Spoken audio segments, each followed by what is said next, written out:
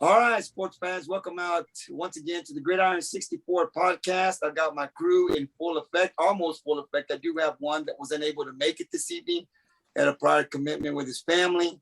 His son had a birthday, but he will be back tomorrow evening. But once again, it's Monday evening, and that means we're going to be talking football here on the Gridiron 64. But before I introduce my guest and we talk football this evening, I do want to introduce the guys that are with me every Monday evening. The Z-Man, Johnny Zavala's here this evening. Johnny, how you doing, sir? Doing good. And then we got the coach, the guy that knows it all, man. He does the research all week long. He loves talking football. Coach Steve Cantu. Coach, how you doing? Blessed, brother. Happy to be here. All right, we're ready. And today we've got our second coach of the season. We're real excited to have him on. He's the offensive coordinator for the 2A number one state-ranked team, Refugio Bobcats, Coach Cameron Cox. Coach Cox, how you doing? Good, guys. I'm happy to be here. Coach, we're happy to have you here. You know, we wanted to talk some Refugio football 2021. You guys have big expectations up there again this year to make it all the way up to Dallas and win the state title this year. So we want to talk. We've got some questions for you, and let's get to it. So I'm going to go ahead and start off with the Z-Man. He's got some questions for you, Coach. All right, Coach. Speaking of coaches, who or what inspired you to become a football coach? Yeah, so that's pretty interesting question because of where I'm at now. But so I actually played in Sonora for Coach Jason Herring and my dad, Drew Cox, who of course, Coach Herring's our head coach, and my dad, Coach Cox, is our offensive line coach. And so those two guys obviously had a really big impact in my not only my life, but in wanting to be a coach and all that stuff, right? And then I was fortunate enough to I went to play college football at Hardin-Simmons University in Abilene. And we actually have a couple of guys up there from Refugio playing right now. But I was fortunate enough to play for a coach named Jimmy Keeling, who is in the Coaching Hall of Fame in Texas. And so I was able to play for him and a bunch of really good assistants. Alan Wardes was the offensive coordinator there for 21 years. And then Jay Neiman, who went on to be the defensive coordinator at Rutgers, and now he's coaching defensive line at Iowa. So I would say just the guys that I played for, specifically Coach Herring and my dad, Coach Cox at Sonora, and then on to Hardin-Simmons and playing for those guys is definitely probably who had the biggest impact in me wanting to be a coach and kind of the way that my career has carried out. So y'all have a whole family get together pretty much all these years. Yeah. It's a pretty cool deal to be the offensive coordinator and have my dad as the offensive line coach. Of course, it's awesome because he's my dad, and then to get to, game plan with him every week and work with him year round is really, really special. And then, of course, I've known Coach Herring since I was a fifth grader. So, 10 or 11 years old. So, he's like family too. So, it's a really cool deal. That's cool. So there in Refugio, what was your favorite year at coaching there and why? Man, okay, so we've had five years since I've been here that we've got to play for a state title, and so all of those years are really, really special. We won it in 2016, so of course that's up there, but I would say probably the most special year is that 2019 season, the last state title that we won. Just going 16-0, the first team to go 16-0 in school history, and we were one of only 3 schools in the state, along with Carthage and Shadow Creek, to go 16-0. And just the way that season played out with, we played Mart at home, who was the number 1 team in the state and the classification below us. And we were down by 22 points in the second quarter, and we went on and won that game. And then to go on and play Shiner in that game that we had at Judson, where we ended up winning on a last-second field goal. I think we were down by 17 at 2 different times in the fourth quarter, had to recover the onside kick. Austin Ochoa ended up throwing for like 370 yards in that game. So just the whole way that played out that season would probably be the most special season since I've been here for me. And, you know, it's really hard to pick because we've had so many special kids and so many special teams, but there was just something real special about that group of guys. I gotta admit that once you said about that Shiner, just back to back, you know, comebacks on that. Yeah, that had to be the year right there. I mean, Yeah, that had to been the most exciting thing, just to go deep all the way in, you know. So I kind of understand why that one was so special to you. You know, my first year here was Travis Quintanilla's senior year when we played Rogers and won 72-73 in overtime, and that was, you know, really exciting. I never thought that would ever be beat as far as, you know, how intense it was. But I think that Shiner game took the cake, I think, even over that Rogers game. So that was sweet. That's all I got, Gabe. All right, Coach, I got a few questions for you. Refugio has always been a football town. What has been the biggest attribute to the Bobcats' success over the years? Yeah, well, you know, thinking about that question, number one, it all starts with players. You know, we've had really good. I mean, Refugio has always had really good football players, going back to, you know, James Lott, Willie Mack Garza, and Toya Jones, and all those guys. And so long before we got here, there was some really good football players. And of course, our whole Coach Herring's whole 15 years here and my whole 9 years here, you know, we've had really good football players. So I think that's where it starts, is the players, right? None of this would happen without the players. But number two is the setup, the community, the administration, you know, all the things that we get to do that our people commit to football, you know, and so there's never really a lot of how do I say this, like, you know, the concern is about winning here, you know, and of course you know, everybody wants to do right by the kids. We want to have these guys grow up and be good young men and fathers and husbands and all that stuff. But you know, the people here allow us, and the administration allows us to do whatever we need to do to be a winning program. And so that's a really big part of it as well. Absolutely. And you guys are doing an awesome job over there in Refugio, I'll tell you that, Coach. I appreciate it. How long have you been at Refugio? And what is your win-loss record there? Yeah, so this is my 9th season in Refugio. So because I've been 8 seasons plus 2 games, and the record's 107 and 13. So 107 and 13. This is my 9th season. Wow, Coach. Well, I tell you what, you guys are doing something good out there in Refugio, and I can tell you, man, we're backing you guys up. We want to see you guys win another state title and bring it over to Refugio. Coach Steve Cantu, if you can hear me, you're up. Yeah, I got you. I just had to shut my video off real quick. My dog was jumping on my shoulder blade over here. Hey, first and foremost, Coach, I'd like to say welcome to the podcast. I'm super excited to have you on with such an impressive resume. You know, I delved into your name once we knew you were coming on, and looked you up there on the World Wide Web. And but I got a whole lot more details in this last 5 minutes than I did searching the web. So yeah, I'm super excited to have you on. So my first question, Coach, I mean, we all know how big football is in Refugio down there, and the traditions that they carry, and everything else. And I know that you guys suffered through not having a home game last year. played well, but I'm just saying not having a home game is something that I couldn't even imagine.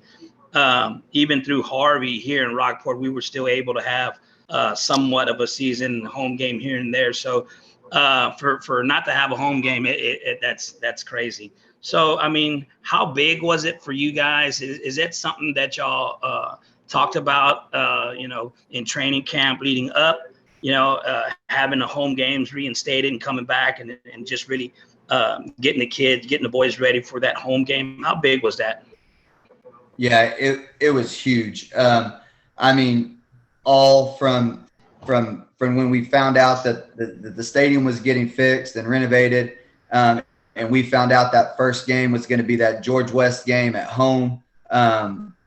We've been fired up. I mean, our kids, that's the most important deal, is that our guys are back at home, and there's struggles with playing every game on the road. It's because we have to go out of town on Thursday for sub-varsity games and then turn around and go out of town on Friday for varsity games. So it definitely takes its toll on you physically and mentally as a coach. But then, the kids, like those guys, want to play at home in front of the home crowd, because our community does do a good job of supporting our kids and showing up. And they also did a great job of traveling last year. I mean, even with the COVID restrictions and some stadiums being, half capacity or whatever, our community did a really good job traveling and being there for the kids. But there's nothing quite like playing at Jack Sportsman Stadium. For a 2A stadium, it's big. It's big. It's right there off the highway. You can see it. It's huge concrete bleachers. Those are all redone and painted. We got a brand new scoreboard. I mean, it's a turf field. So it's just it's a really special place, a really, really nice 2A football stadium. And now it's even nicer. But of course, after playing, like you said, every game on the road, it was really an emotional kind of deal and real special being back at home this week. So it was awesome. It was really good. Yeah, I could tell you from my point of view, I coach youth football, and I've been doing it for 13 years now. And it was something about traveling to Refugio. And although I have no ties to it, but it's the winning tradition that draws you to that stadium. So whenever we played in Refugio, a home game against Refugio, whatever, it's such a thrill for our kids, probably because the coaches all week talked about going to Refugio and how pumped they were. Although I've never played in Refugio Stadium, or I never played football, period. But it was exciting that, so the whole week will be about, hey, we're playing in Refugio this week. Let's get pumped up and going to their facilities and playing the games there. And I know we have some coaches that are actually from Refugio, had some ties to it. So it was always special for them to go back. So, I mean, so we're on the low scale of the tradition. So I can only imagine the charge that you guys got from, coming back home and having your fan base there to cheer you guys on. My next question, Coach, let's talk a little bit about your 2021 offense. If you can key on some players and some guys that you got returning and stuff like that. Talk to me about that. Yeah, so we're a 1-back, 2-back shotgun spread offense, and we throw the ball a good bit, kind of an air raid style passing game, and we play really fast. So it's something that's real exciting, and it's an opportunity for a lot of guys to get touches, whether it's in the running game or the passing game. So we really got a lot of guys that make impacts on a regular basis. But starting behind center, Caleb Hesseltine, he's a second year starter, and he's the quarterback, and he's really smart, has a really good arm. He's athletic, but he runs our offense extremely efficiently. And, in the first 2 games this year, he's thrown for 11 touchdown passes and has like an 85% completion percentage. So he threw for 7 7 touchdowns in the first half of the George West game the other day. So he's really, really special. And then out from there, we always play with 3 wide receivers, and then we play with an H-back who can play in the backfield or play out as a receiver also. So some of those guys, the 2 that, most people know about down here in South Texas is Jordan Kelly and Antoine Gross. Jordan Kelly has both of those are all-state guys, receivers. They were sophomore starters in 2019 when we won state. Jordan has an offer from the University of Virginia, ACC. So he's a really, really good player. And then Antoine's going to end up playing college football too. And then, but the guys that play with those guys are also really special. 3 sophomores. Ernest Campbell is one he was the 2A state champion in the 100-meter dash this last spring. So he's out there at receiver. And then we got 2 other sophomores, Isaiah Avery and Jay Henry Moore, who were both on the state champion mile relay last spring. So all 3 of those guys are sophomores and playing with those wide receiver spots. And then we got Ty LaFrance, who's another senior like Jordan and Antoine. But he has also played real consistently and made a lot of plays so far through these first 2 games. So that receiver group is really, really, really loaded. I haven't seen every 2A team in the state, but I think you'd be hard-pressed to find a receiving core that's probably deeper and more talented than those guys that we have out there. And it's, 3 seniors and then 3 sophomores. So we got it coming too. Go back to the backfield. We got four really good running backs, and Desmond Brown, Isaiah Bland, Lucas Mesa, and Caleb Brown. And the best thing about those guys is that they're real unselfish. Like I said, we've thrown for 11 touchdowns in 2 games, and we're a little pass heavy through these 2 games. But those guys are really, really good about, when they get the ball. They do exactly what they're supposed to do. They're really good in pass pro. And one of the things in our offense that you really need to be able to do is catch the ball out of the backfield, whether it's in the screen game or quick game or whatever. And so those guys have really good hands and they're really savvy in that aspect. We actually threw a touchdown pass to Isaiah Bland, one of those running backs, against George West the other night. So those guys are really good, really unselfish, really good players.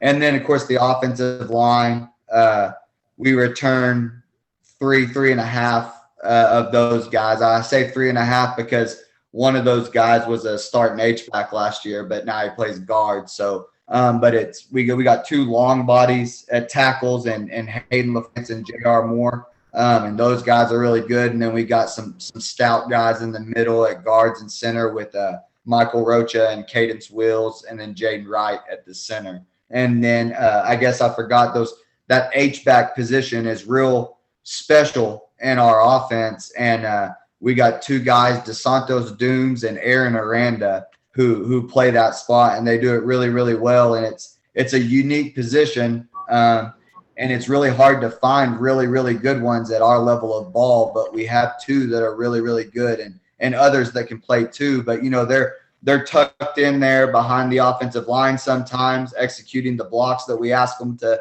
execute. And then the next play, they may be out playing wide receiver and catching balls down the field. So those 2 guys, DeSantos and Aaron Aranda, are both really, really good players. So I'm excited. I'm really, really pleased with the progress and we're at through 2 weeks. And we're not perfect. We got to get better in some areas. But I probably couldn't be more proud of where we are as an offensive unit right now, going into this 3rd game. Awesome. Yeah, no, it sounds like you guys are loaded and ready to go. So, and that kind of leads me into my next question. I talked to Gabriel about this, point blank question, and he told me go for it. And we'll see how the coach responds to it. So, Coach, I'm going to ask it. Can this team, seeing how it's been you and Shiner here in recent years, been battling out in the playoffs there. Can this team beat Shiner? Yeah. So when you talk about Shiner, those obviously we have the ultimate respect for those guys. I think that Coach Bedecker and Coach Palmer and the rest of that staff do an awesome job. It seems like lately they've been a lot more prepared and crisp, and so obviously they're a really tough team to beat. And we don't have any doubt that it's going to be us and them again, for the region and potentially the state championship, So, but yeah, I think with where we're at and kind of that taste we have in our mouth from winning it in 2019 and then coming up short against the guys in 2020, I think that we're definitely up to the challenge for sure.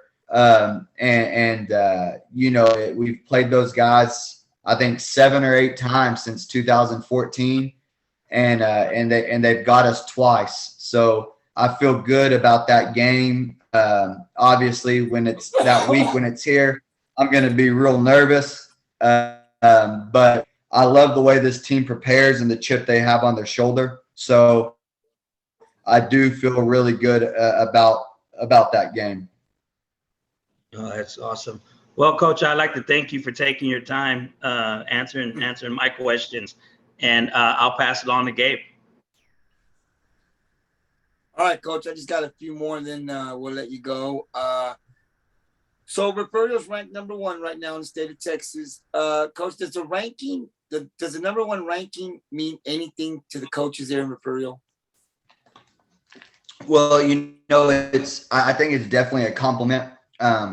Obviously it's a real big compliment to our kids, because nobody really sees the boxing stuff of what our guys put in. The practices during the fall and lifting year round and the mat drills and all that stuff. So it's a real big compliment to the kids. It's a real big compliment to us as a coaching staff. And so, yeah, I mean, I rank number 1, definitely. But with all that being said, at the end of the day, we've been ranked number 1 in the state before, and we've won it all. And then we've been ranked number 1 in the state before and came up short. So, it's one of those deals where you don't want to get too high about it. But it definitely feels good, no doubt having that recognition as the number 1 in the state. And really, it makes you feel good for the kids because, they're the ones that earn that ranking and defend that ranking and all that stuff. But yeah, it's I'm not gonna say it doesn't mean anything. It definitely means something for us to be ranked number 1, and it feels good. I think it gives our kids confidence and it gives them recognition with, for all the work that they've done. Absolutely, Coach. Any underclassmen players coming up in the system that we will be hearing about in the next year or two, freshman, junior high, middle school level, Coach? Man, that's tough. I mean, when you ask that question, I have like 10 or 15 guys that pop up in my head. But yeah, I mean, we have some the well's not running dry in Refugio anytime soon. So yeah, we some guys, we have some young guys on varsity right now. Like the young, those 3 sophomore receivers, Isaiah Avery and Ernest Campbell and J. Henry Moore. Those 3 guys you're definitely going to hear a lot more about as their careers progress. And the junior high or 8th grade team is extremely, extremely talented. We have some of those guys that will contribute next year as freshmen on the varsity. The one that pops off the top of my head right now is we have an defensive lineman named Cole Krasinski, who's an 8th grader, and he is a real big, strong kid. But that whole 8th grade class is really, really good. And then we have some 7th graders that are really, really good.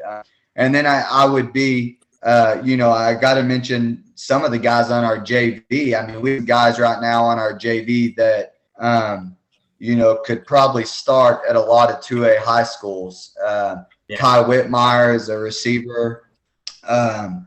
Jaden Lewis. Jaden Lewis is a receiver on that JV team that could play at a lot of 2A high schools on the varsity level. Have a freshman running back named Jordan King, whose dad is actually our defensive line coach, one of our defensive line coaches. And he could definitely be playing on the varsity right now, is at a lot of schools. And then the quarterback, Keelan Brown, is a really special talent who has a really big arm and is real athletic. So I know I rattled off a bunch of names there, but there's just a lot of guys that I think you'll be hearing about out of Refugio for a while now. And so I hope I didn't miss anybody, but I know there's like at least 20 guys that I could probably talk about, so.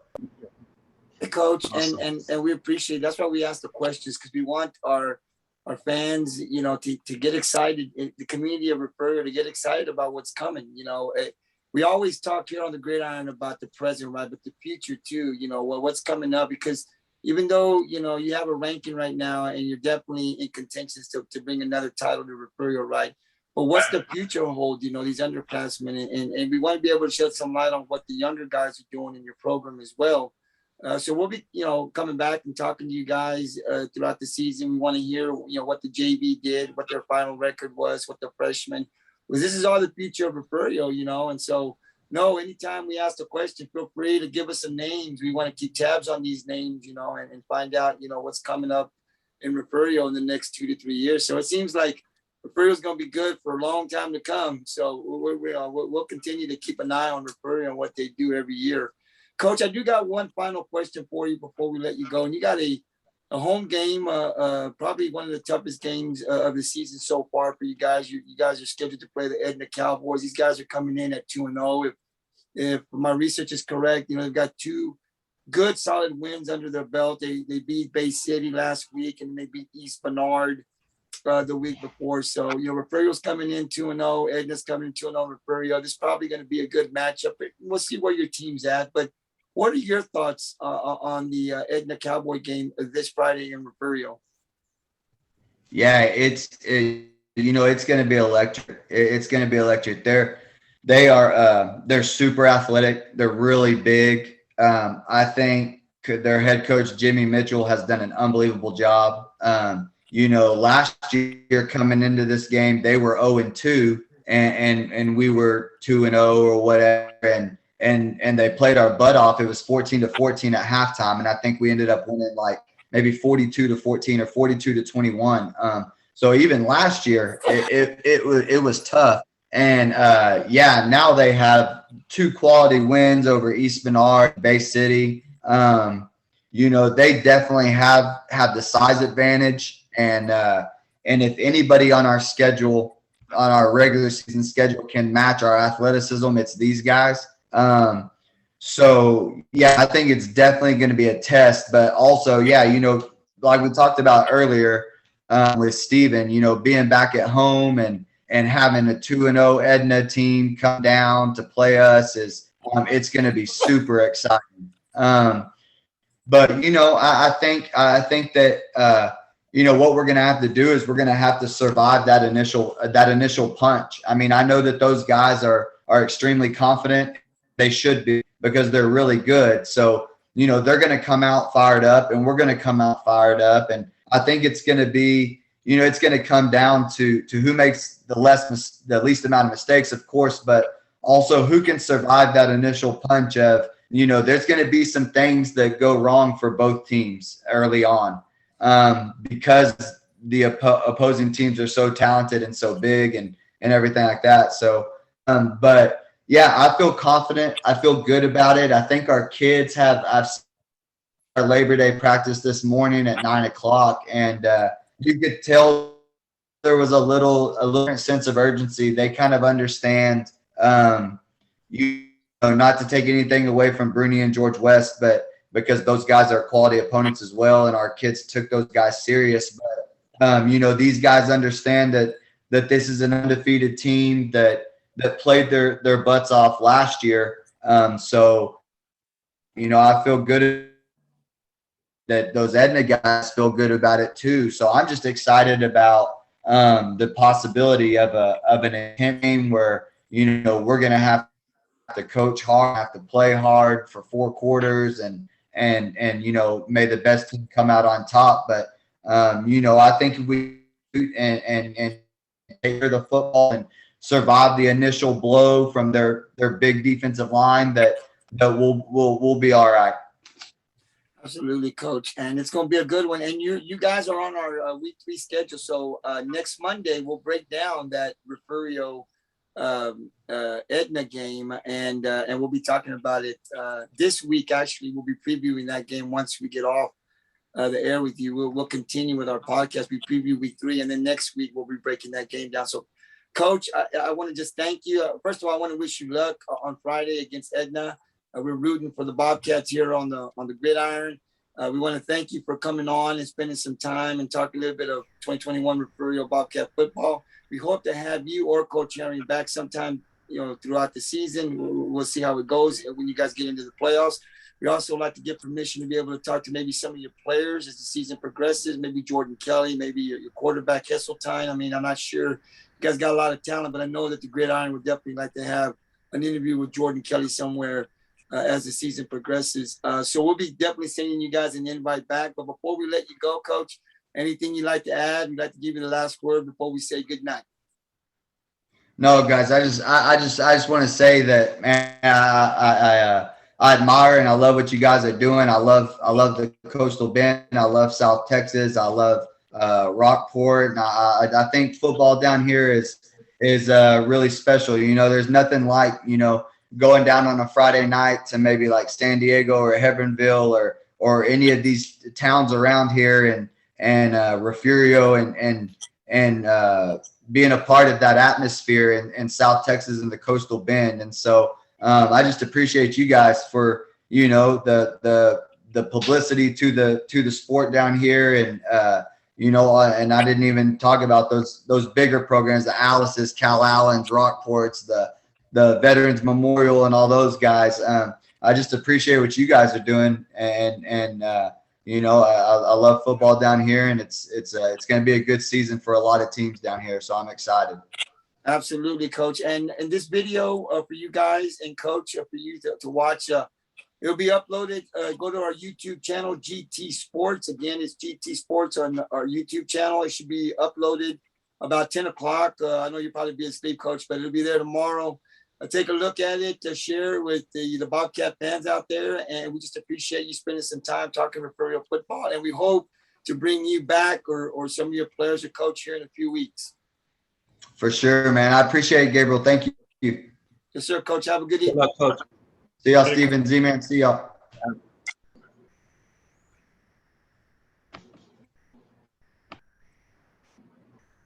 That was Refugio Bobcats offensive coordinator, Coach Cameron Cox. We wanted to bring him in. We were able to get him on.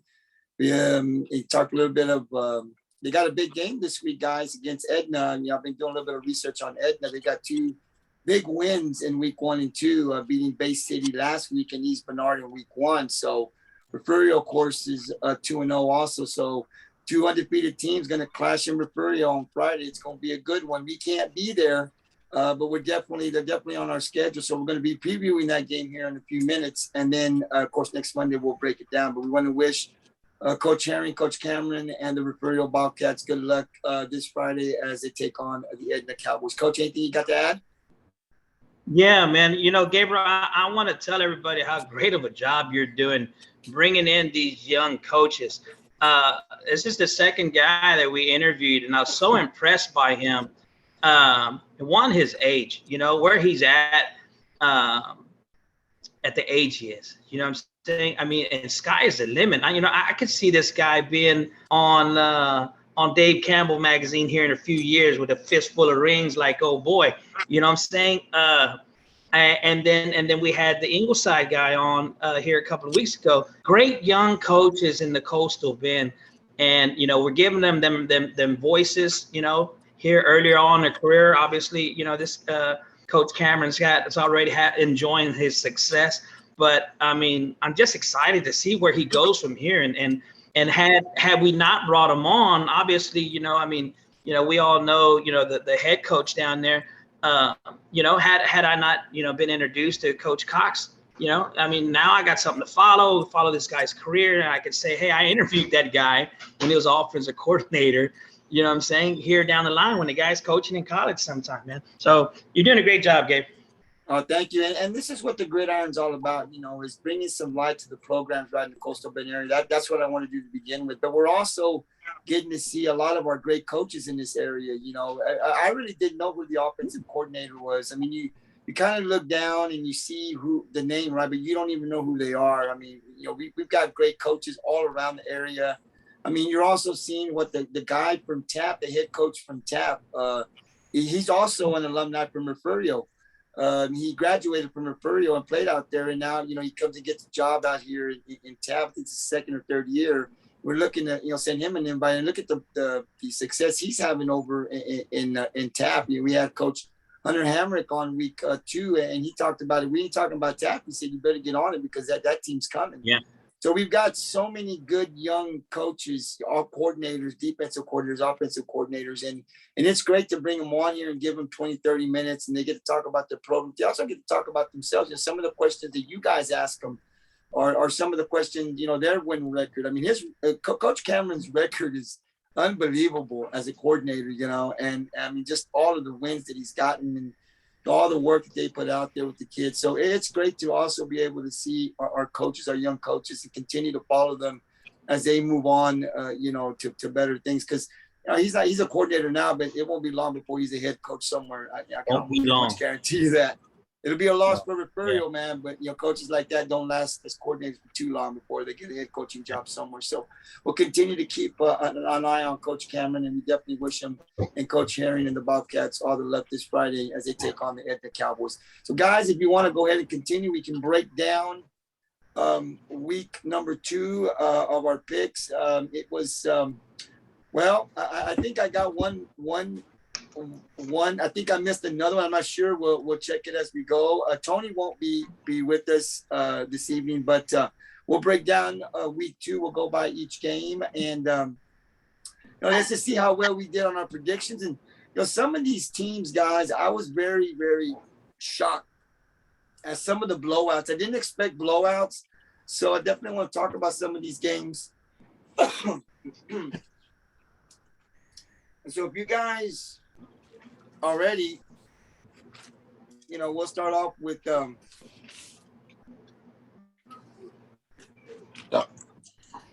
week number 2. Our schedule, our Gridiron 64 week 2 schedule consisted of number 1 on our list was, of course, the Rockport-Fulton Pirates. They traveled over to Bucs Stadium and took on the CC King Mustangs. Now, the King had come into this game, guys, you know, losing week 1, but to a San Antonio team, but maybe a point or so. So it's very competitive. Rockport takes the win in week 2, 62-24. So this was dominance on Rockport's part from the get-go. I mean, you know, they throw a little, maybe like a little screenplay, maybe not, but a little out into John Chupi, goes down the sideline, and he's gone. And John had a huge night for the Rockport-Fulton Pirates. These guys did not let up. Steve, I'll go to you first, man. Kind of break this game down. Your thoughts on Rockport's big win, yet week 2, another big win against the King Mustangs. Another big win, and honestly, they had to. They needed to come back and put up, you know, some crooked numbers up against King. You know, just to give that week 1 win, you know what I'm saying, some clout. You know, I'm like, hey, you know what? Oh, y'all just played AP. You know, you know, I look at different podcasts and I watch and I see everything that's being said, you know. You know, again, you know, it was King. We did what we were supposed to do, but, you know, it's a bigger school and the boys came out to play. I want to give a big shout out, and I hope that here in the near future we can get these boys on. If you guys are watching, that offensive line is putting in some work out there. those guys are putting in some work. The blocking schemes are working. The tight end help is working. The backs out of the backfield coming in and doing their job, and that just it makes it look really, really easy for these guys when they're all clicking on cylinders, when everybody's doing what they're supposed to do, and that's what the coaches want, I mean, and it's nice to sit back and see John Chupi rack up those numbers. And what's even more impressive, what John is doing right now early in the season, is that he's only had 12 carries in 2 games. 12 carries. And he has 8 rushing touchdowns, 2 receiving. Is that right? Is that right, Z-Man? Did I say that right? He's putting up some ridiculous numbers right now, and it's exciting to watch it. And then, you want to key on John? Well, here comes, Devin Phillips. Let's slide Devin. And then, we were able to get Luke back this week, and Luke made a couple of plays, and I was excited to see Luke come back. I was, worried not seeing him on the field and then not seeing him at the practice field for a few days. But I was glad to see him out there, and what an impact he made. Jordan Gibson, he was another guy. He didn't get a lot of balls thrown his way, but when they throw it to him, he's making plays. You know what I'm saying? So it's exciting to see what the boys are doing right now. We'll let Johnny touch on the defense. I know that they're doing some great things on defense too. But I'm just proud the boys got the win. More than anything else, I'm glad that nobody that we went through this week with no injuries. You know what I'm saying? So we come out, go to week 3. We should be healthy. We should have everybody back. Flores, number 12, should be back next week. I thought I saw him practicing today, so it looks like he's healed up from getting banged up in week 1. So it's on to the next week for me. Johnny? Yeah, I was. I guess you gotta be a little nervous playing, a 5A school with King, going into that game. Same thing what Steve was saying. We played Aransas last week. That's Aransas. Anybody could do that to Aransas. We could have done that to them last year. If things were clicking like they were this year. But hey, that's why I picked Rockport or King. There was no doubt over that. And it showed on the field, as Steve was saying. I can't remember Chupi's numbers in his first game because it was just outrageous too.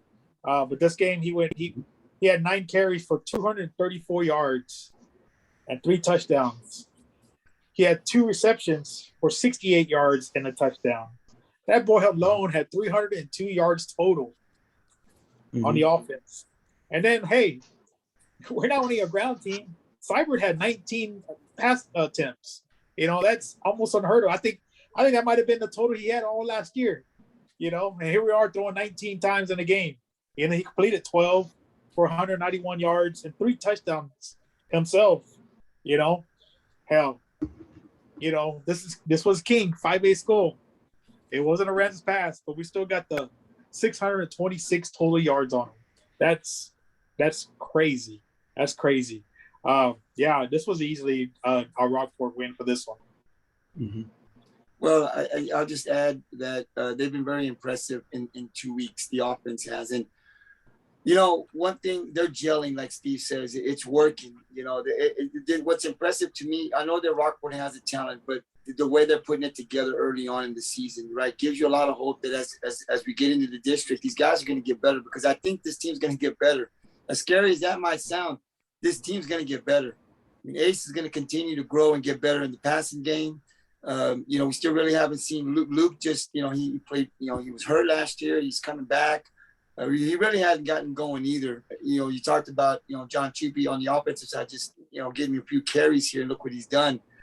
So this team has a lot of weapons this year that you didn't see in the past, with the run. They can run, and they're just doing it all in all kinds of ways, and so it's very exciting to see where this team is going to continue to get better at week after week. The district is going to be tough. There's a lot of teams in there that are very good. Nothing is a district title isn't just going to be handed to you. You're going to have to earn it this year. We've got some teams from the Valley that are coming too. They're hungry. And then, of course, we've got teams in this way. And we talk about some of the teams that we didn't think were going to make it, and they're competing. So it's going to be a tough district, So I just look forward to the season and what's coming with our offense. It's starting off really good. Defensively, we gave up some plays here and there, but overall, our defense play has been great as well. We gave up 24 points, but it's still with an offense like this, that defense is going to continue to get better. Our front seven, they're good, and so I think they're going to continue to get better week in and week out. And we made some changes, some big changes on that defensive line. So I think not on that defensive line, but on our defensive side of the ball, we've made some big changes this year. So they're still working on those things. It's going to take some while for them to gel and stuff, but I think every week you got to see it getting better. And as that defense starts to develop and get better with the offense, the way it's already picking up, this is a very, very scary team. Coach, did you want to add something before we move on? Yeah, no doubt. I know that when we review Pirates, the Pirates next here in a couple of days, we'll probably go over all this. But I'll be doing this kid some injustice if I don't mention Peyton McAllister and the phenomenal game that he had, along with Joe Moreno. Him and Peyton, that 1-2 combination. Those guys are making some impact plays. Peyton's got 17 tackles in 2 games. All right, he's got he had 3 sacks this week against King. This guy's playing lights out. Joe's right behind him. I think Joe has 16 tackles in 2 games. So it seems like they're pushing each other. They're pushing each other there. And you know what that means? That only means that Krupa's sitting down there and he's going to hear this. And here comes Krupa. I guarantee you it's going to be a 3-headed monster before it's all said and done. And I cannot wait. I cannot wait until these boys get going. Absolutely. Now, our second game on the schedule, you had the Aransas Panthers and the Ingleside Mustangs. And, Ingleside takes the big win, 68-6. But before we go to the Aransas Pass, let's go on the predictions. We all three and Tony picked Rockport, correct? Yes. No one picked King, right? Okay. So going into our second game, we had the Aransas Panthers taking on the Ingleside Mustangs. Ingleside gets the big win, 68-6. Johnny, I'll let you break this one first. I thought this was going to be a better game. Comparing this to last year, knowing what AP had shown the first game last year, but showing up against Ingleside, knowing that was a big game. This year, Aransas didn't show nothing again this year, first game of the season, and I thought maybe they would give Ingleside a little game also, being, town to town, playing against each other. Probably neighbor against neighbor, they probably, some players probably at one time lived across the street from each other. So I expected a little bit better, but hey, Ingleside came out to play. They're getting better. They're just getting better. It's a great time to start peaking. Ingleside had 544 total yards and only gave up 149 yards, so they're peaking, again, it's just a random pass, but hey, we thought the same thing the week again, so Ingleside's for real this year. Coach. Hey, I like it, man. I like to be right. Once, because it's not going to happen very many. As soon as we get past this one, I probably lost all the rest of the games. I don't know. But hey, I'm excited for Ingleside. I'm excited for the coach, to bounce back. I know he wasn't happy with the week 1 win, the win nonetheless. But I'm sure he's ecstatic on the way his boys came out to play. 68-6, that's quite a statement. And pobrecito, mi primos over there in Aransas Pass, man. Hey, I'm glad they put some points on the board, and I hope that they build on it from here, and hopefully things turn around for those boys down there. But hats off to Ingleside. Congratulations, job well done. I said last week that for Ingleside to be considered a powerhouse, a threat in our district. With Rockport and Sinton and and the Valley teams. I said Ingleside, has to get a huge win in this game. They couldn't win 21-14, 17-10. That wasn't going to do it. That wasn't going to move the needle. I felt like if Ingleside, I want this district to take notice of the Ingleside Mustangs. We're coming. We're for real. And they put a whipping on Aransas pass, and that's what needed to happen. Now people are looking at this offense and they're saying, "Whoa, wait a minute." Week 1, Rockport, which everybody talks about, has been a really good program for years. They beat Aransas pass and scored 78 points. Well, here comes Ingleside. We scored 68. So what does that mean? So Ingleside, they got the win. They did what they were supposed to do, and now people are talking about them. They did exactly what they were supposed to do. I thought that this team would beat Aransas pass with a score maybe 50 plus, and they ended up getting 60 something. So this is a huge win for Ingleside, and this district better take notice of Coach Hamrick and his team, because they're no joke.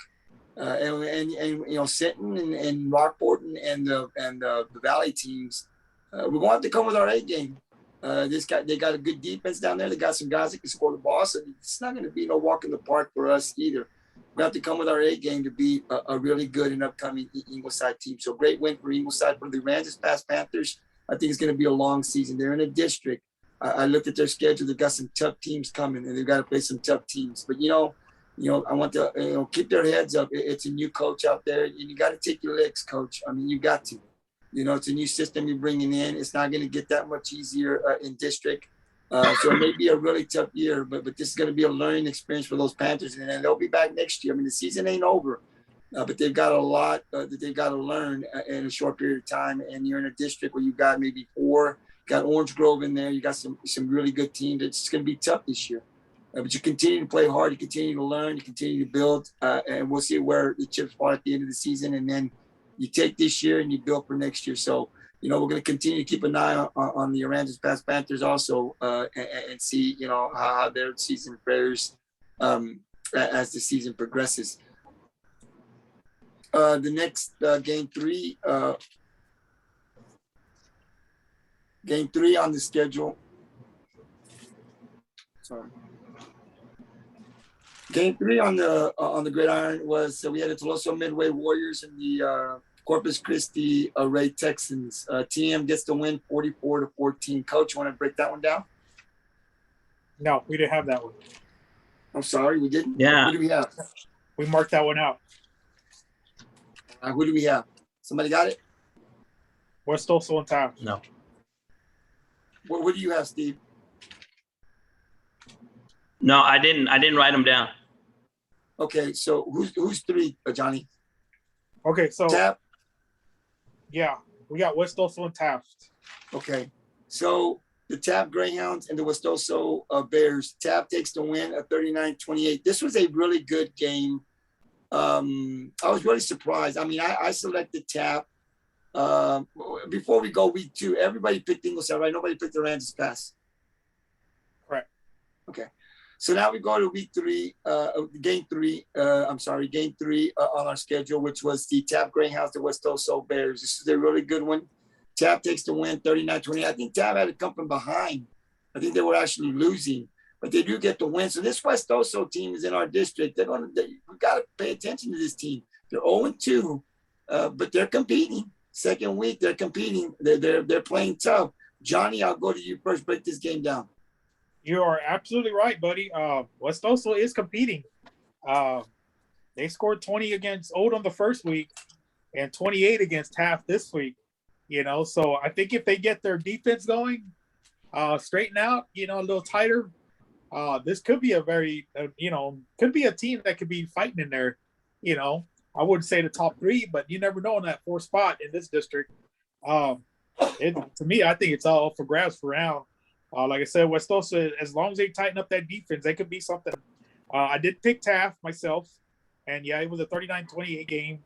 The reason I went with Taft is because they had a pretty good, decent first game with 45 points. And the way I see it, we all 3 picked Taft, and old Tony Boy went with his old school years. Did he? Also Bears. Did he? Wow. Well, That's good for him. I couldn't remember which way I went on this. So I went with Taft. Yeah. Awesome. That shows how smart I am. I follow you. I got no scribble marks everywhere, but I got Tony marked right there by his Oso. There it is. I think that was probably peer pressure. We probably peer pressured him into that one. Who knows? I don't know. I'm not going to claim the victory. I'm going to wait for Tony to come back because I might have told Tony something different. So I'll wait to claim my victory on this one until Tony comes back. But hey, and you know, I mean, I hate to give up my sources about West Oso because you know, I got West Oso in my my playoff. I got him into 4. But I'm gonna be totally honest.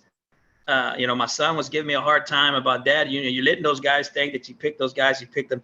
It was a gag initially. I did say it just to pull Tony's chain. I don't know if you guys all knew that, but now, you know what I'm saying? I mean, the guys are scoring. They're looking well. They're playing defense. They're, you know, I mean, 39 points. You know, I mean, that is you know, that's a lot, but that's not in South Texas. Not this time of the year. You know what I'm saying? I mean, so I mean, it's respectable. I mean, they're putting up great numbers. You know, offense and defense. So you know, who knows? You know, I know Gabe said that we can make changes, and right now I'm not ready to make one. So, you know, because for one, we don't know what the Valley guys are doing. I mean, they're putting up some numbers out there, but you know, they've yet to you know, play the Sentons and the Inglesides and the Rockport. So we'll see how they stack up. So, you know, so I'm gonna hang on to them in the 4th seed for now. Yeah, listen, West Oso is going to be competing. They're still in a tough district, though. You know, they still got sitting Ingleside, but listen. With what's going on now with COVID and stuff, I mean, you're a player here, a player there, man. This West Oso team, they're 0-2, man, but they're competing. You know, you can't just shut the door on this team. They're coming too. So, and this is just, you know, gets this district exciting because it's not going to be a blowout every week. And if you do get a blowout, you got to earn it. And so this is the second-year coach for West Oso. You know, he came in last year. He was new with COVID. He didn't. A lot of things were against his coach, and you saw it last week. He really couldn't implement his system with his guys. This is his 2nd year. He's new. He comes highly recommended. You know, I kind of follow him a little bit on Twitter, see what he was about, and you're seeing that he's putting this team together. He's got his boys out there in West Oso competing. You know, they've got athletes out there in West Oso pretty much every year, and he's got that program moving in the right direction. And you know, he hasn't had a win yet, but the boys are competing, and that's good to see. So I'm excited to see West Oso, and I think they're going to get a win, you know, here in the district for sure. They're going to get some wins, and then they're going to compete in other areas. So we got to be careful with these guys, and we'll keep a close eye on West Oso.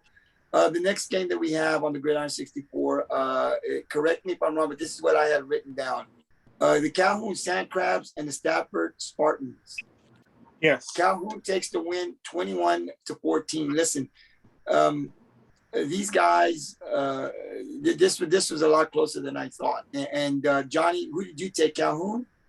I did take Calhoun because of their impressive rushing attack the week before. Steve, what did you get, Calhoun? I don't know. Johnny, do you know? Yeah, we all picked Calhoun. Yeah, everybody picked Calhoun. Yeah. So, Coach, I'll go to you first, Coach. Break this game down. You know, Calhoun, Stafford pretty good. I mean, Calhoun tore up Navarro in week 1, but they won by 1 touchdown against Stafford. So, you know, how good is Calhoun? Can we say in week 2 that we think this team is going to be, you know, could they win the district against Cal Allen? Well, I could tell you this. It's going to be a tough sled for them. I think Cal Allen may just bring too much, you know, too much epi down there. Those guys, you know, they're playing great right now. But I think it's going to be a tough slide for them. I don't know too much about this other team. And, you know, shame on me for not doing enough work on this one. And I just kind of went with the name. I'm going to be totally honest. So shame on me. I tip my hat to those guys, and I won't let it happen again. I bet you that. So, you know, great job for that program. And we'll see, you know, if Calhoun can bounce back from that. Johnny, Cal Allen seems to be the front runner to win the district. You know, it's only week 2, right? But I thought that Calhoun would win after that impressive win against Navarro. I thought they'd win by 2-3 touchdowns. Stafford, a little better than what we thought. We really don't know a lot about. We don't cover Stafford a lot, so we don't know a lot about them. Your thoughts on Calhoun winning by a touchdown on this past Friday night? Yeah, I was kind of impressed by this tight game. Hey, but Calhoun's still using that rushing attack, buddy. They're still rushing. They had 319 yards rushing. And they're not a one-man game either. They're just like us, spreading it out. I mean, I'm looking from last week's game heroes to this week's heroes. Last week was Adrian Chambers with 206 yards. Well, he only got 3 carries this game for 26 yards. And then I look at Tony Hensley, who had 129 yards last week, and he only had 45 this week. So your top 2 playmakers this game was it says E. Cruz. He had 148 yards. He's the one that got the 23 carries this game. And then Laughlin that had a 24 carries this game for 87 yards. So they have used 4 backs, their top 4 backs to get these 600 yards, the total yards in the 2 games. So they're spreading out that offense. There ain't going to be this two-man team. But I guess Stafford did come in with a game plan. They didn't quite give up these big plays like Calhoun had last week. They had a lot of big runs, a lot of big plays. Not this game. So Stafford has a good defense. That's the only thing I can come from this one. Well, I tell you what, though. Next week's going to be the test. Next week they got to go to El Campo, and we're going to see how them boys, we're going to see where the heart's next week. That's for sure. Because El Campo is. I'll bring it up when we pick it. Oh, okay. Well, okay. Here you go, man. Great win for the Sandcrabs, and we'll see. We'll talk about that week next on our preview coming up here in a few minutes. The next game on the Gridiron, we have the Alice Coyotes going up against the Victoria East Titans. I should have stuck with Victoria. I didn't know how good Victoria was. I didn't do my work on the Victoria schools. So I changed my pick. I think this is the only one I lost, and I went over to Alice. Johnny, I think you went with Alice. I think Tony went with Alice, and Steve went with Alice. Is that correct? And we all got it wrong because the Alice Coyotes. You changed your mind. I remember. I know. I got you marked out. I got you marked out for East. Yeah, shame on me, and I'm not gonna use. Yeah, shame on me. But last week, guys, I just was not feeling well. I didn't want to get to see nothing, man. But I still got a little bit of a cough, but I'm feeling better now. So that probably won't happen again. But picking this game, I just did not feel good, and I was just I'm just gonna take Alice. So it probably won't happen again. But listen, the Alice Coyotes, they lose 35-16. I was really shocked at this score. The way they played Vets in week 1 was at home was just a great game. And I said, they just didn't put 4 quarters together, but this is a really good team. Vets comes out and gets another win, and we'll talk about them here down in a few minutes here with their game against Miller. But then Alice comes out and plays Victoria East, Johnny, and they take a loss 35-16. So let me ask you, did Alice just have a bad game, or is Victoria East just this good?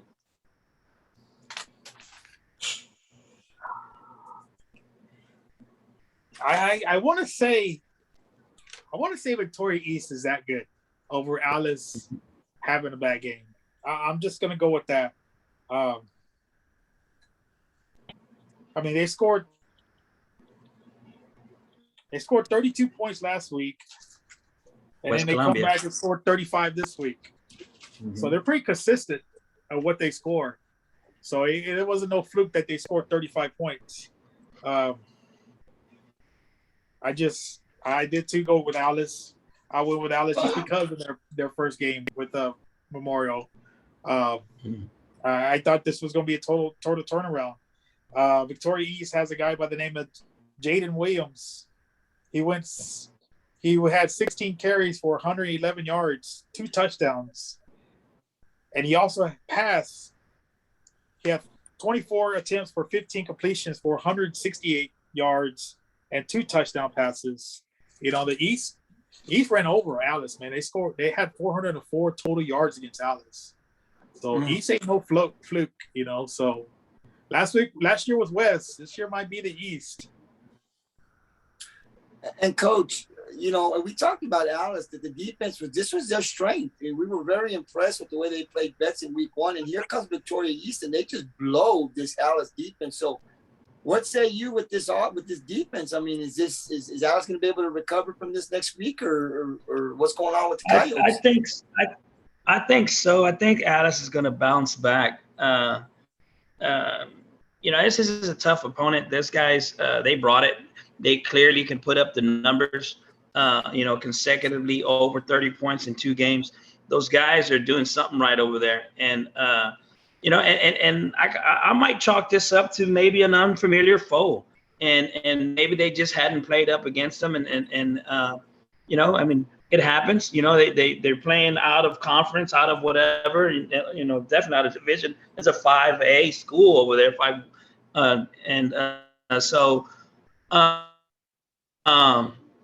maybe chalk it up to, being unfamiliar to the program or whatever. But I do think that Alice will bounce back and they'll get back on the winning track here soon. But congratulations to Victoria. They did a great job. And I guess there was a mix up with the East goes West, but great job. What can you say?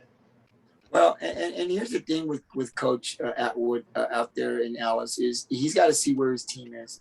And like I said, good. And I've said this before, great coaches, they don't care about winning in the preseason, right? They want to see where their team's at. Alice is in a tough district.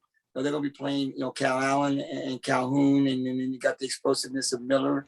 So, Coach Atwood, picks this team because he knows they got good athletes out there, and he wants to see where his team's at. So I don't know that we put such a big – it's a loss, but I don't know if it defines Alice's season. Still a very good football team, young. Defense going to get better. So now he sees, hey, okay, look, with the big boys, we've got some work to do. So let's start getting to work this week and next week, and let's prepare ourselves for the Calhouns and the Calhouns that we're going to be facing. So let's continue to see where Alice goes. I wouldn't put so much stock into this loss. They lost, they'll get better. They've got athletes out there, so we'll see where Alice is here in the next week or 2. The next game on the schedule, you have the Odem Owls going up against the Mathis Pirates. Now, no, we scratched that one out. Okay, so tell me the games that are left, because that's all I have. Okay, Sinton and Carroll. There you go. All right, so Johnny, who won, Sinton or Carroll? It was Sinton pretty easily over Carroll. Damn, I already forgot that score. They put up 50-12. Okay, so I think we all picked Sinton. I don't think anybody went with Carroll. Did somebody go with Carroll? Did coach decide to go with the Carroll Tigers? Yes. Okay. So, Coach, I'll go to you first. Sinton looking impressive, man. 2 weeks. These guys are blowing, teams out of the water. They beat a really good Orange Grove team, and they come into, they beat Carroll pretty convincingly. Now, Sinton kind of wasn't on their A game at the beginning. This was a pretty close game to start off with. I think the first half, I think they were up like 18 to something. So they weren't as explosive in the first half for whatever reason. But of course, they came out in the second half and they started playing Sinton football. So, Coach, I'd ask you, the struggle a little bit with Sinton, is that a concern they should be about, or is Sinton just, hey, look, man, we had a little off half. We came back, we put it together, and we did what we're supposed to do? You know what? I believe the coaches will clean that up. It does seem that they're starting off the games a little sluggish, and take a quarter or two to find their groove. But boy, once they find it, you know what I'm saying? They put up 57 points the first week. Go dropped another 50 piece this week. So they get it going at the right time. So that's the most important part. I'm sure that the coach would say different. I'm sure that he'd want them to put 4 quarters together and have them come out and who knows what the score would have been. You know what I'm saying? If they get out and they play that quarter and a half with their hair on fire. So to me, that's a good thing, right? Don't hit your stride yet. don't hit your stride yet. Give your some room. I mean, obviously they're not doing it on purpose, but it just gives them room to improve every week, and that just makes them hungry and hungry and hungry. So, I'm gonna quit picking against Sinton. I'm gonna quit listening, to to my inner head over here, and pick winners. You know what I'm saying? These guys are winning. They got a winning program down there, and I for one need to recognize that, and quit bullcorning around and falling further and further behind everybody, because I don't want to pick Sinton. I don't want to pick Sinton. So, it's kicked my butt twice. So, I'm going to quit doing it. Z-Man? Oh, yeah. Sinton's having that little rough start out of the tracks. It's this one, they look too impressive the first half. I was all like, oh, it's, Carroll, you keep a team like Carroll within the game, you never know what could happen, especially at halftime, going 18-0 at the half, going into the thing. Really, it was actually 14-0, but, Carroll had two safeties that brought it up to 18-0. But Sinton came out that second half, had a 100-yard kickoff return to open up that second half by Jalen Howard, and then for the next 5 times Sinton had the ball, they scored touchdowns. So, hold on, Johnny. Let's say it together, man. When you bring up a stat like that, I'm gonna be right here, right behind your shoulder, and said all together now. Special teams. I know how you love special teams, baby. Yeah. I mean, that's the way to start off that second half. I mean, special teams, baby. I forgot about that. Sorry. Hey, it was, you have this Jarek Sanchez that's taken over the role for the injured Galvan, in the backfield. He's a little kid that can get around, he's a great kid. I've seen the highlights on him. He ain't a big kid, but, he's quick. He gets around. He hides behind those big guys. And, he only had 11 touches for 109 yards in a touchdown. And Rene Galvan, he ran for 20 times for 154 yards and 3 touchdowns. And 94 yards on a pass, and had 2 touchdown passes, So they came out that second half. That first half was pretty sluggish. I think Renee had a couple fumbles in there the first half too. So that first half, could kill you. But hey, they know how to finish off, So that's Gabriel. Yeah, Gabriel, I know you got the plug over there with the information. What's the status on Galvan down there? I haven't heard the running back. It's been kind of hush. Yeah, I hadn't really gotten with the person that I know down there in Sinton, but I don't know. My thought is that it didn't appear to be a major injury. I thought he'd be back already, but he hasn't. I don't know if maybe, they've got Sanchez and Renee's been playing good. They really haven't needed Rylan Galvan to play. So it could be that the coach is just sitting him out, this guy, he's a beast. We saw him play last year. So it may be that he's ready to go. And they haven't really needed him. They may wait till district. I don't know. I thought he'd be back. I haven't heard anything major that, he's going to be out for a while. Like I said, I thought he would have been back. I'm still trying to find out and see if he's going to be okay. And I'm sure he'll be back, but I haven't really heard anything as far as a major injury where he'll be out a couple more weeks. Everything I know is that, he should be back, but we're not seeing him on the field. So I'm not sure exactly what's wrong. I'll continue to work on that and try to find out, his status, coming in. But I think he's going to be okay. In the meantime, this is a Sinton team that, they know that they started out a little slow. And sometimes, you come up with a big win like Orange Grove, and then you're going to play Carroll, and this is a team, this is a program that has been struggling for the last couple of years. So you're just not as hyped, And I think Sinton just didn't really come in and hey, you know what, we're going to beat these guys.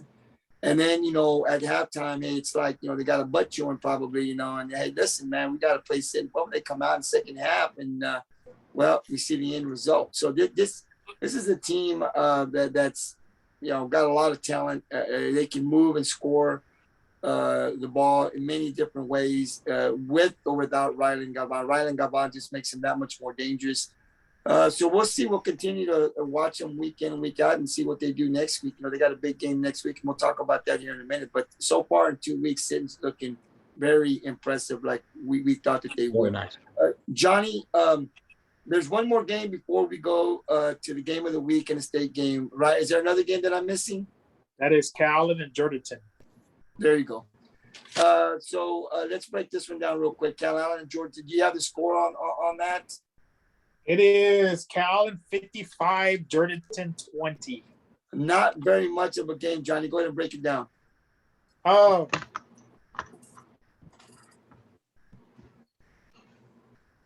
I can tell you they're Fendrick Hickman, I guess, is their quarterback. He was 9 of 11 for 140 yards, 2 touchdowns. He also had 6 rushes for 66 yards and a touchdown. Mr. Epi Hinojosa had 8 rushes for 147 yards and 3 touchdowns. Again, Calhoun had a big offense. It was last week they had 600 yards. This week they had 522 yards. Hey, but 140 of that yards was passing. So that's a little bit more surprise. They're working little by little. That's the only way they're going to advance. Further into the playoffs is get that passing game going. You can't just rely on that run. So that was a good game to work on. As far as their passing goes. Coach.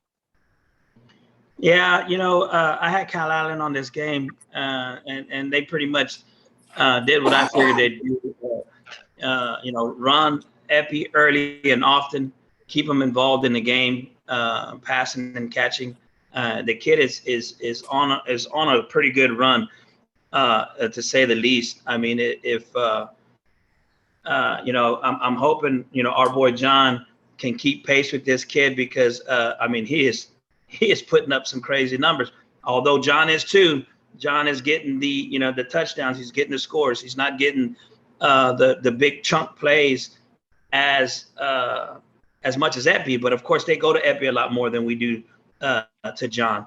John would be lucky if he gets 6 carries a game. You know what I'm saying? So I think they're doing a great job utilizing run, pass, mixing it in there, and Cal Allen. You know what I'm saying? They're still Cal Allen. They're going to do the same things. We're going to keep an eye on them and see how far they can get this year. Hopefully everybody stays healthy down there in Calhoun. Yeah. They are ranked number 2, Johnny. I think they are ranked number 2 in the state, if I'm not mistaken. So we'll see as the season goes. And this is their second win without Coach Danaher. Right. Yeah. You copy that? Yeah, absolutely. So, and we continue to wish Coach Danaher, I'm not sure exactly what's going on. I have it written here. For some reason, I have Tony's name right next to that game. Did Tony pick Jordanton on this one? Yeah, I'm not sure. I know I picked Calhoun. No. I think he did, dude. I got his name upstairs. We'll have to send him a text and find out. He might have taken Jordanton. He might have taken Jordanton. I think he did, Tony. I think he did, Johnny. Because I brought up the point about how Jordanton played Natia. Yeah, I think he did, but we'll just have to wait and see. I'll send him a text after the podcast and see who we picked. But I think you're right. I think he did. And now we'll go to our game of the week, which was played this past Thursday night. You had the Corpus Christi Veterans Memorial Eagles taking on the Miller Bucs. I think I can safely say that I was the only one to pick Vets. The rest of the crew picked Miller. This was a blowout. Let me give you guys the score.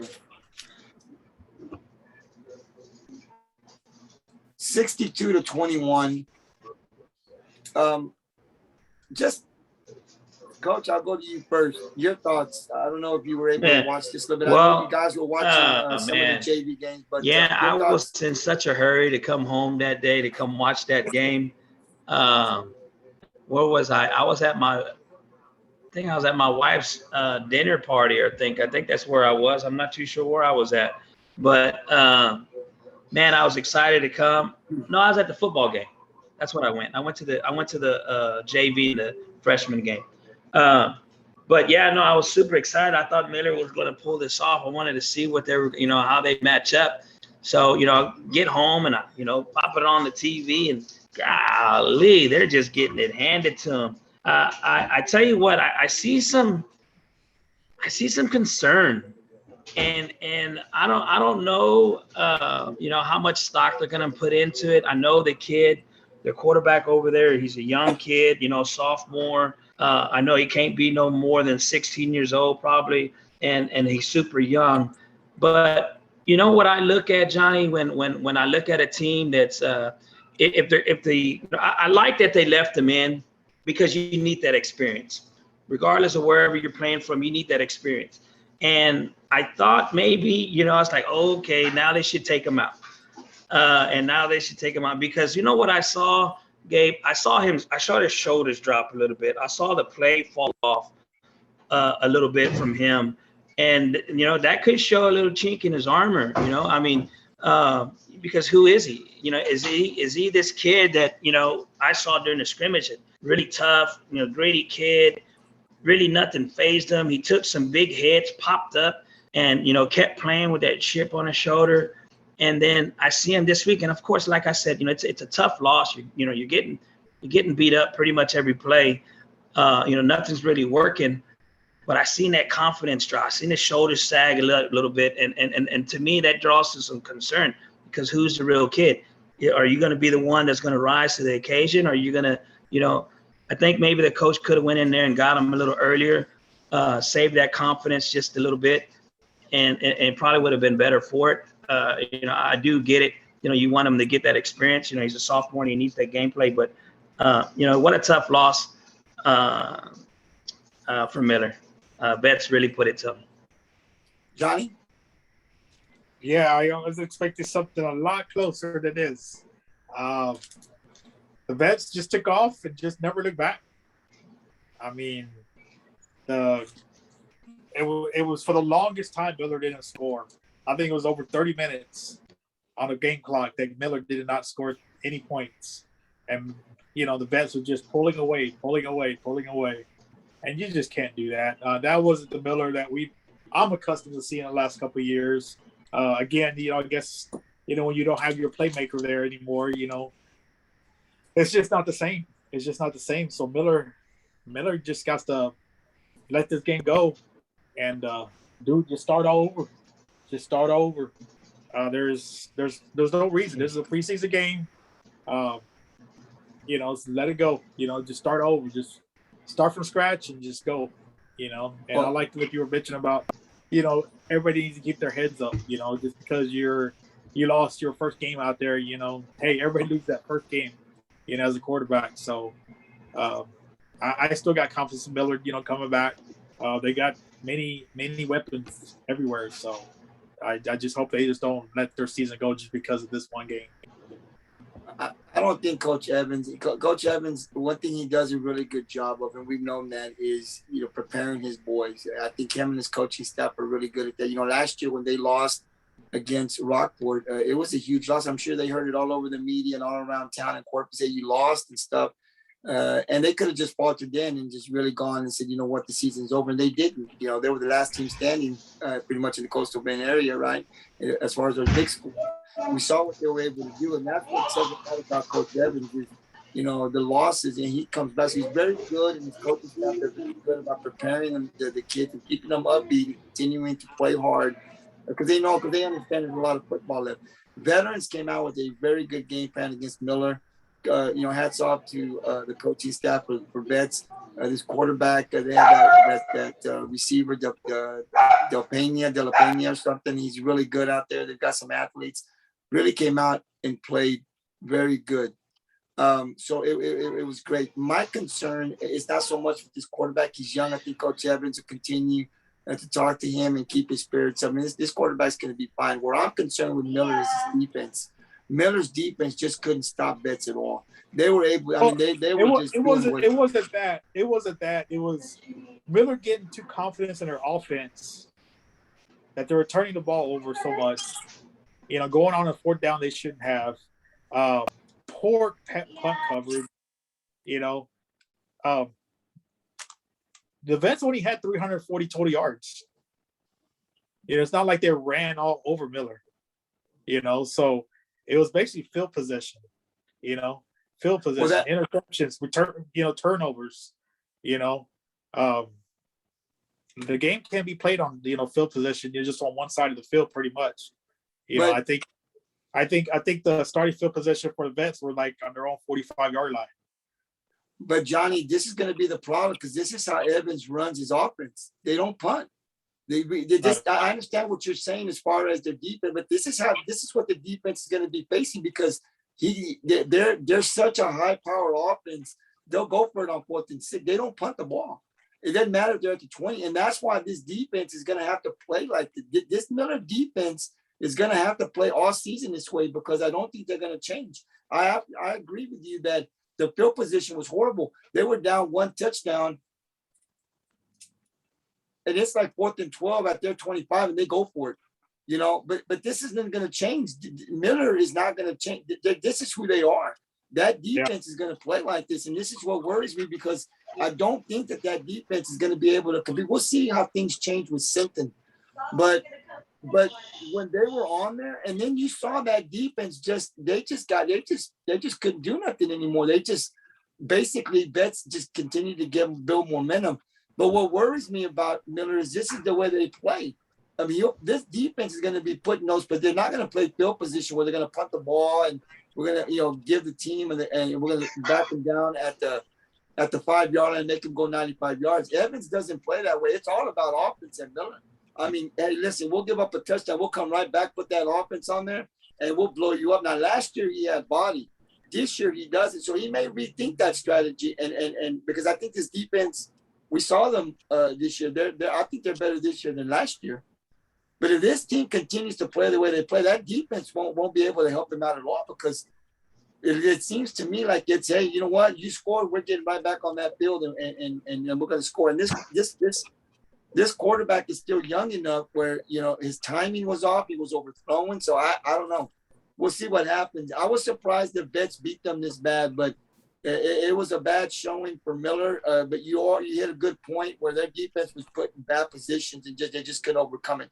It ain't going to get much better for them this upcoming week when they play the St. Pirates. And then we go to our state game, which was Austin-Westlake, 34, Trinity, Trojans, I believe it was, 14. Johnny, I'll go to you. Austin-Westlake, man. What can we say? Can they even lose again this year? That's my question. This was I wanted a little tighter game than this. And it was both teams just like running back and forth. Westlake had 465 total yards, and Trinity had 337 total yards. So it was a lot of back and forth. Austin just has that tighter defense, that stopped Trinity, over the course of the game. But I just want to know if these Chaparrals are ever gonna lose a game. I as a kid, I remember seeing this team, be dominant. They were back then was the 4A level, and I remember Grady Portland facing them back in the day. It was back and forth. All we were playing, it was GP and Austin Westlake. And Austin Westlake always came out with that. And so as a kid, I remember watching those guys playing there.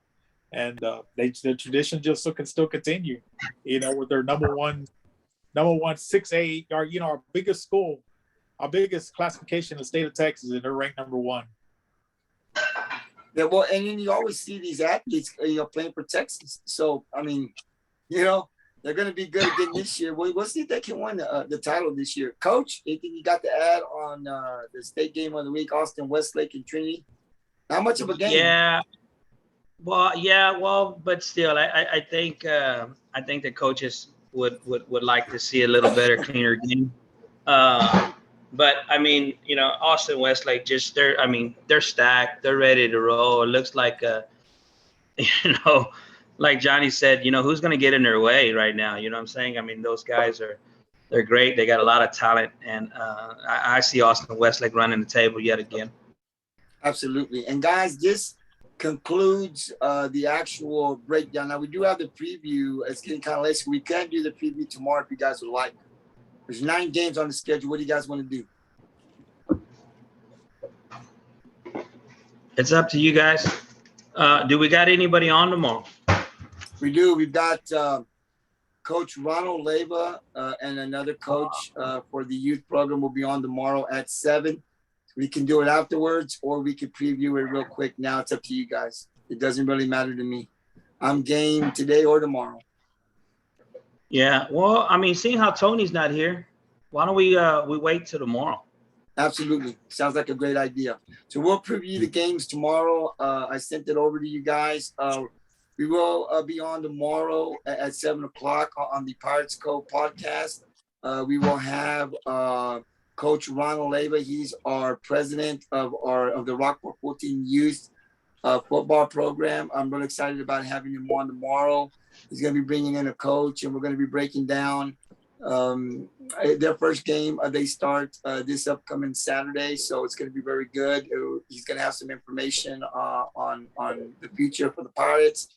So I'm really excited to talk to him and see how our youth is going, and how we can be supporting our youth program. And these guys, we got to remember, guys, this is our future coming up here in a few years. So we definitely want to keep an eye on what the coaches, the youth coaches are doing down at that level, and how good we're participating. So, hopefully we can catch some games on Saturday, watch these guys, and talk about these guys on our podcast on Wednesday as well, and let the community know of Rockport exactly what our youth program is doing. So I'm excited about having Coach Ronald Leyva, president of the Rockport Youth Football Program, and he'll have a coach or two coming on tomorrow at 7. And then on Wednesday, we'll be talking Rockport-Fulton volleyball.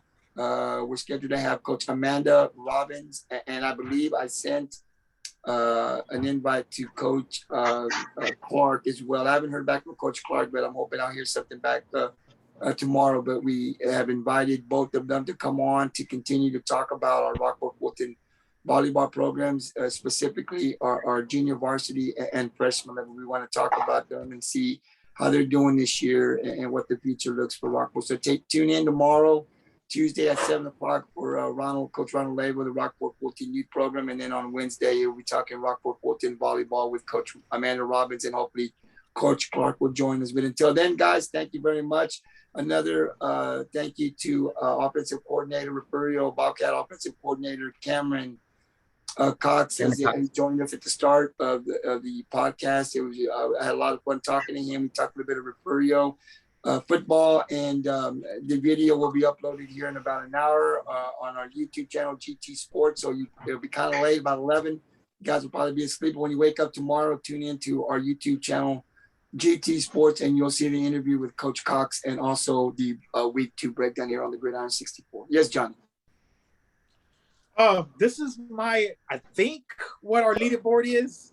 I might have to be corrected about this.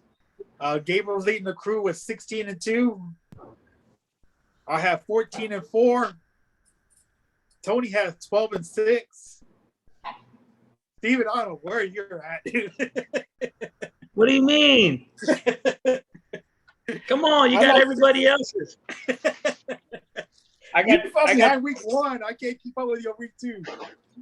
I got 3 losses this week. You got 3? Yeah. What'd you have last week? He was 5-4 after week 1. Oh wait, yeah. After week 1, he was 5-4. That's what I have written down. And this one, you had 3 losses. 9, 7, so 6-3. 11-7. I'm 6-3. So overall, you're 11. I'm 11-7. So Gabe 16-2. Hey, I'm above 5-4. Now, if Tony did pick that Jordanton, then he's at 12-6, and then you're 11-7. Yeah, well, ask him tomorrow. He should be on tomorrow. And guys, listen. I am working on 3 other coaches. Once I get confirmation from one of the coaches, I'll let you guys know on our group chat who our next coach will be. come next Monday. I reached out to 2 coaches. I haven't heard anything back from them, but of course it's been a holiday. They'll be returning back to school. So hopefully I'll be hearing back from one of them. But as soon as I hear something from one of the coach, I'll let you guys know on the chat so you guys know who to prepare for next Monday. So guys, this concludes our breakdown for the Gridiron 64. Tune in next Monday as we'll have another coach. Not sure exactly who that coach will be. And of course, we'll break down week 3 and preview week 4. So it's exciting. We're bringing in coaches. Hopefully, when we get to midseason, we'll be also be bringing in not only coaches but some players from around the area.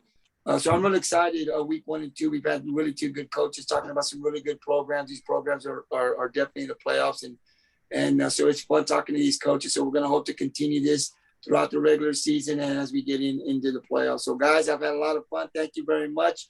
Enjoy your evening, and I will see you guys back on the Pirates Cove tomorrow evening at 7. Until then, peace out. Good night, guys. All right.